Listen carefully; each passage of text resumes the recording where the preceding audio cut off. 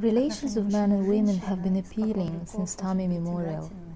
There is no need to persuade men in taking interest in women. Likewise, women feel natural interest in men. Nature intended it that way. Having said that, although appealing, tasteful, and ultimately aimed at reproduction, these are the relations that might be equally causing pain. These are the relations that might be full of disappointment, full of frustration, and eventually causing the sense of loneliness and despair. So where is that happy medium we need to strike to maintain harmonious relations? What contribution is needed from our side?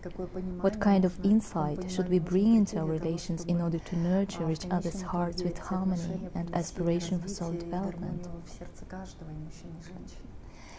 Definitely everything starts with a certain understanding, certain insight. This is a recognition of the fact that I interact with an individual completely distinct and different from myself. Everyone is aware that men and women are like inhabitants of different planets. And once we all come to learn this, this is the first and foremost insight needed, because those who measure one's food by their own ones would undoubtedly encounter problems.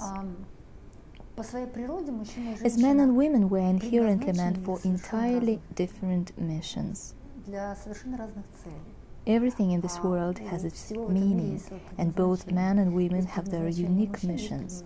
This understanding is really essential, because if I recognize the fact that I'm not just this body that would happily fade away empty-handed at the lapse of 70 years, then I do admit that as human beings, we follow a distinct path, with a distinct reason to live.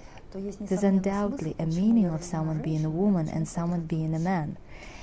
In fact, we are all students attending School of Love, and frankly, we don't know how to love. We are too stingy to afford love. We impose so many conditions to love each other. To deserve one's love, we are expected to have certain appearance. We are expected to speak appropriately. Many conditions one has to fulfill to earn my love. An unexpected frown or a wrong voice tone might be sufficient for me to fall out of love. Therefore, we all realize there is love in our heart, though not that much.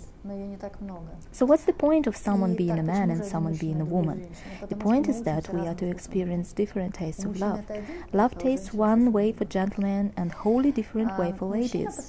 Gentlemen are enjoyers by their nature, and most ladies would agree, saying, "Oh, true, they are enjoyers for sure." However, fundamentally, an enjoyer is the one who is not in need, who is capable of being generous, courageous, open-handed. This is a male streak of life, and a real man would never bargain these values. He is the one who courageously faces danger, who would meet the most hopeless challenges. And this is the way he grows as a man. So hardships would recharge his spirit, would recharge his capacity for love and unconditional giving. This is how a man grows into a manly man. As for ladies, their pathway is entirely different. This is a way of inspiration, elegance and beauty, creativity, capacity to bear, and capacity to create the environment favorable for maturing of those she's close to. These are like the path of the sun and the path of the moon, two different luminaries. Solar property is to rejoice with warmth and light, which is a man-like path, right? While the moonlight keeps the soil fertile, making fruits of sweeter and more saturated flavor, such as the feminine way of life. And once you realize it, you start exploring the details. How can it be achieved? What if I've never been taught anything of this kind? There's a popular belief that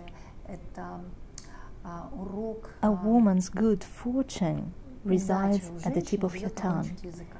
which means that good fortune favors those ladies who speak of something beautiful, who glorify, take notice, and speak of the most valuable, delicate, and inspiring things. While those ladies who spy faults, criticize, and make caustic remarks give shelter to the god of death at the tips of their tongue. That's why a woman builds up her fortune with her own tongue. Meanwhile, a gentleman has three focal points, three objectives: to be goal-oriented, to be courageous, and to be generous. A man who misses his life goal would eventually lose his courage, his willpower, and become greedy. And the most abominable trait for man is being greedy. So such is our short class for today. I know that both ladies and gentlemen are listening to me now. Please, distract from each other now and focus on yourself, because men might make comments like, "That's it, it's all about my wife. She's never exhausted of criticizing me, making caustic remarks." At this point, he is no longer generous to his wife. In the meantime, a wife might be thinking, "Right, my husband is aimless, greedy, and generally a coward." The moment we take a close look at each other's shortcomings, we instantly lose our capacity to love. Therefore, ladies, just think of the way you speak. How do I speak? Am I good at glorifying others? Am I capable of enlarging and warming up others' inner space through my speaking? Because this is the way a woman's destiny improves. While a man should question himself, have I made any worthy contribution in my life? Do I pursue any life goal that makes someone else's life more meaningful?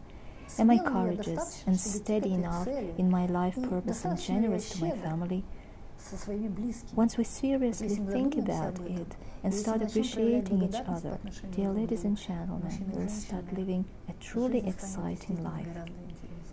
We don't have to be rocket scientists for focusing on each other's faults or washing dirty linen in public. Just let us face toward each other and start building up more genuine and pure relations.